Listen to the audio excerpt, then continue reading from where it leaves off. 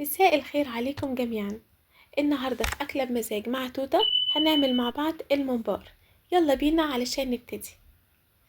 معايا كيلو من الرز وغسلاه كويس، وبعد كده معايا كيلو من الطماطم دي أنا كنت مسبكاها قبل كده ومجهزاها وحطاها في الفريزر.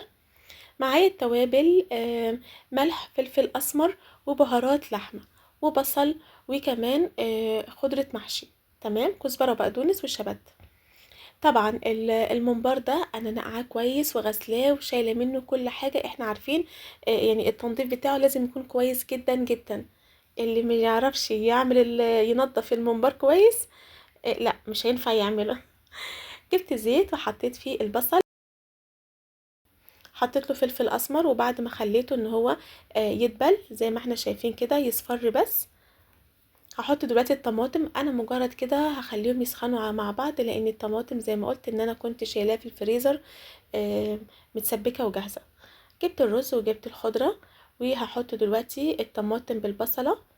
تمام، وبعد كده التوابل ملح، فلفل اسمر، بهارات لحمه. وبهارات لحمه ما تكونش كتيره، تكون نص معلقه صغيره.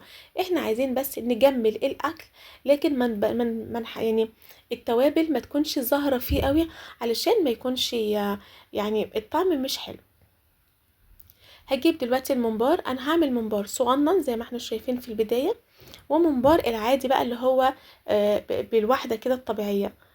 دلوقتي بعد ما بحشيه وبعد ما حشيته، بس ما ينفعش الممبار ان احنا نملاه رز، لان لو مليناه رز هنحطه في الميه، وبعد ما نحطه في الميه هيفرقع، وطبعا هيتهدر خالص، مش هينفع. فبعد كده بجيب الرباط، الخيط النظيف والابيض، وبربطه على قد الحجم اللي انا عايزاه.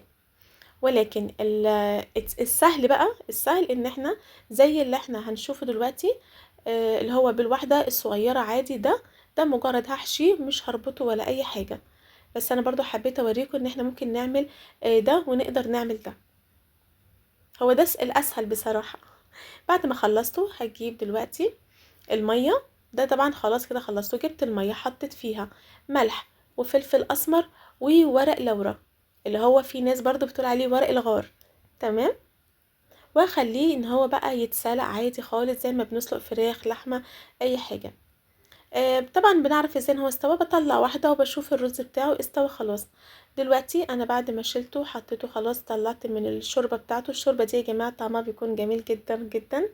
تمام، بقصه بقى علشان ده بشيل منه الرباط اللي انا كنت رابطه بيه، وبنقول عليه كمان خيط او رباط على حسب كل واحد بيقول ايه.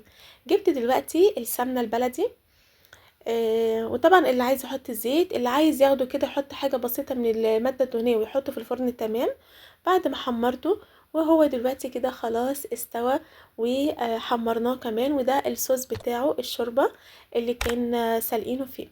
وكده نكون خلصنا الفيديو بتاعنا، وبألف هنا وشفا.